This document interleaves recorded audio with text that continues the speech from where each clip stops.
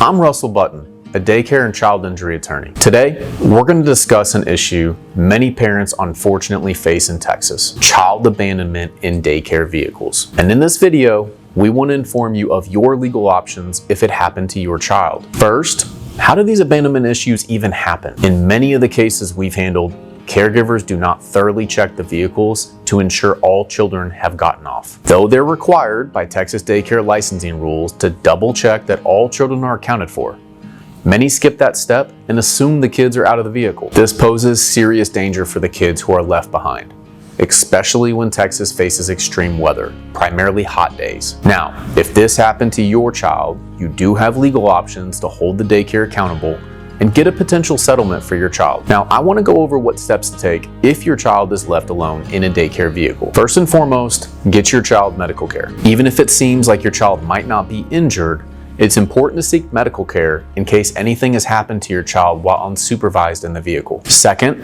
report the incident to the state and proper authorities. It's essential that the state is notified of this incident, as abandoning a child in a daycare vehicle is a clear violation of Texas minimum standards. You'll also want to report to local law enforcement, since leaving a child in a vehicle is a crime. Third, contact the daycare. Contact the daycare center upon learning of the situation. Get any details you can about what happened and what led to your child being left in the daycare van. Daycares are required by law to provide parents with an incident report after something like this happens. Some daycares may have video footage of the incident. Try and get that if you're able to. If the daycare is trying to cover it up, or you feel as if they aren't sharing enough details, be sure to note that. This may be important information to know if you pursue a claim against them. Fourth, record any details you may have about the incident. Note the time, date, and any relevant details surrounding your child being left in the van. This can include how long your child was left for, the weather conditions of that day, and any unusual behavior your child has been displaying. Preserve any communication with the daycare,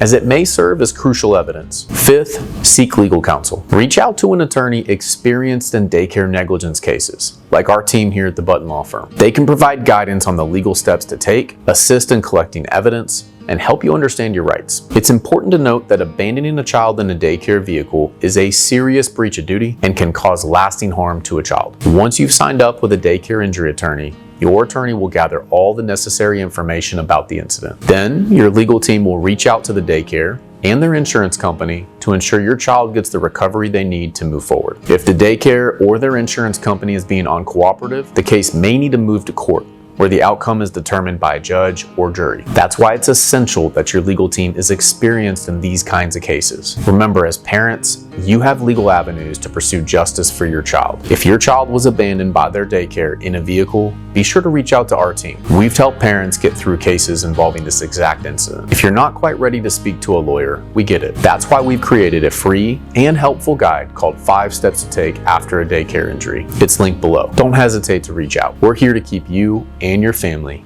moving forward.